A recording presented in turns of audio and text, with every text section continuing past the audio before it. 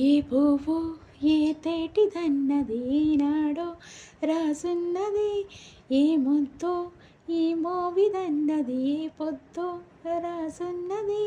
బంధాలై పెనవేయు వయసుకు అందాలే దాసోహమనగా మందారం విరవూయు పెదవుల మధువులని చవి చూడమనగా పరువాలే ప్రణయాలై స్వప్నాలే